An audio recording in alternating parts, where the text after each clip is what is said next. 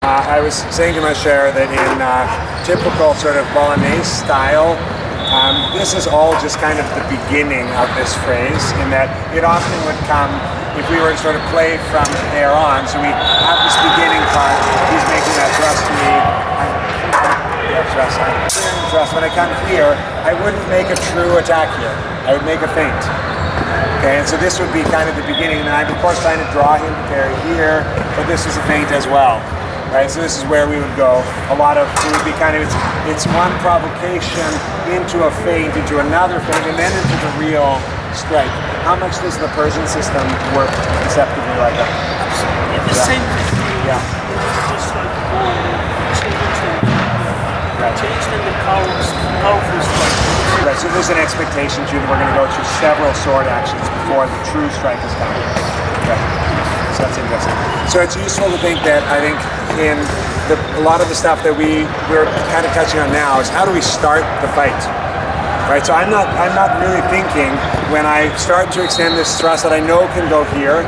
I'm not doing that because I think I'm going to get that. It's important that my opponent understands the threat of that. If he doesn't understand the threat of that, he won't move in the way I expect. So I start to extend, I'm knowing that he's got to do, and I've learned just from a little bit of fighting now, that he often wants to extract his sword, and that's a power of the curved sword. So I'm trying to provoke him to give me something more deep. That thrust is something that is giving me a more committed action. Then I can start to really begin the middle of the fight, which is where then I'll make my first exception. How do you think about the beginning of the fight? So you know how here I'm starting just with this one action to try to draw a little bit of a response from you in order to get something a little more committed that I'm going to use to open you more so that you're now potentially reaching farther. This is how I'm thinking about how to begin the fight. One thing which, I mean, it's very important to understand, but I think it's not only limited to Persian swordsmanship. Sure. All Middle Eastern and Asians, because I still do, as you know, Japanese martial arts. Yeah. In Kenjutsu, for example, if you look at the actions on the blade almost do not exist. Like, many people, like longsword people, they think Kenjutsu is Kendo. But Kenjutsu is not Kendo. Right. Kendo is a sport variation. Yeah. True Japanese, like Tanshin and Katori Shitoryu, actions on the blade are very limited, but it's mostly the legs and then the cut comes. Same look down in Chinese down, the way they use different types of down. They use, of course, defenses, but not like actions on the blade. Persian manuscripts also say defenses are here, they exist, but then powerful cut comes. When you watch our colleagues from Thai, they do the same thing. I think it's a very Asian thing. And then if you come from a tradition which has lots of actions on the blade, okay, as far as I know, I'm not actually in swordsmanship, but I've worked with many colleagues, and then they misunderstand Asian or Middle Eastern swordsmanship. Why don't they have actions on the blade the way they do? Right. So deceptions for us is never play with the blade of your opponent. Don't give him that, right? That's the whole idea behind it. It's not, when I was watching on college, beautiful.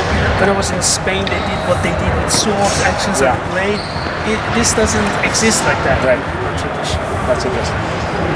One thing I wonder if I'm sort of thinking about some interesting contrasts, and one of them is very much at the end of this action that we just did. So let's go to the very end of that action where you with your parry, your final parry. So we'll just go from the beginning. We'll just pause at that end. Okay, I want you to think about what's notable in what's going on here. So you can get closer to us if you want as well. Let's thinking about sort of there's a bunch of contrasts. I think we're standing here, both of us. There's a whole bunch of things about this that are all really speaking to the arts we're practicing and how they're different from one another. He's pairing with the flat. It's pairing with the flat. You're at full extension. So he's withdrawing. We almost never withdraw like this, right? We're always working out here. Yeah. He does look like a boxer. Because he's getting ready to punch it. He's getting ready to punch it. Turning your hips into the parry like that. Yeah. And he is getting ready to punch, like you said, he was going to extend that in a very strong, but of course I'm extended. How does somebody, if I've got my sword here, how am I thinking I'm going to parry? I'm not going to parry like this, right? What am I actually going to do? Move your point. I'm going to move my point, right? If you start to thrust, I just do this. This is the power of extension. But then this power here is coiling all of this. He has this power to come very fast. So like two different strategies being employed here, and the mechanics supporting him. Look at his lower body and my lower body. So managers are frequently turning in these kinds of ways, also kind of like a boxer. And whereas we are tending to be in these longer postures, the straight sword is kind of part of what's defining me. We're kind of standing in postures that are more like how we are with a spear. This is a way this is like a spear. Yeah, I think it's very interesting. I think we should take a short break. Give people 5 minutes just to get some water and things again, and then we'll come back and we'll play with maybe some interesting mixes of weapons.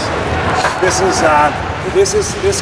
combination comes up in European manuals, not infrequently. What do I do if I have a sword alone and they have a spear of some kind? And so I was interested to explore this on my side, but also to see how we might switch roles and see what if the ideas are similar or different. So I'll talk a little bit about, we're going to not do a play build here, we're going to set you up in this scenario and then let you guys just play with each other with this thought in mind. So the idea in the European manuals is generally to grip the sword at the half when you're in this circumstance. So in two ways. One of them is this way, the other is this way. So I'm going to grip the sword at the half, crossing it either, it can be low, I like to keep it a little higher, so that especially if his point is high, I want to make sure that I don't want to be so high that the underneath becomes a really good target. So I want to make sure he's in the upper part of my body, but I don't want to be so low that when he pops out really quickly that this takes so long that it makes me very vulnerable to a feint.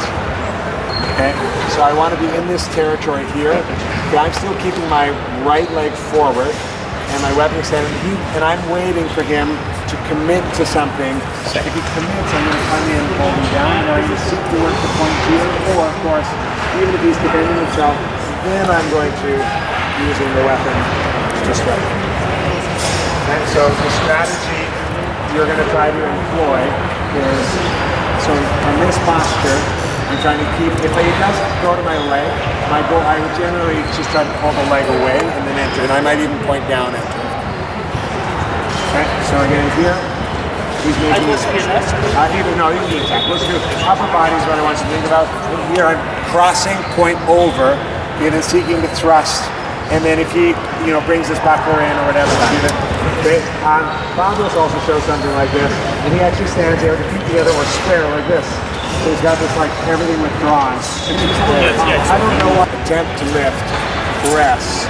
Okay, now one thing I can feel is each of the two actions that Anisher showed me, they're withdrawing, the pointing the spear is one, feeling a release of pressure here. The soda's swinging in with the other end. As he swings in, I feel this release. And that's my only saving moment here, is that there's this moment of release here. So the point here has been pitched, and that's important. So in European systems, we talk, sometimes they're doing this intentionally, but it's also a challenge. Okay, so let me rewind just a little bit. So as this is coming away, I'm thinking about this as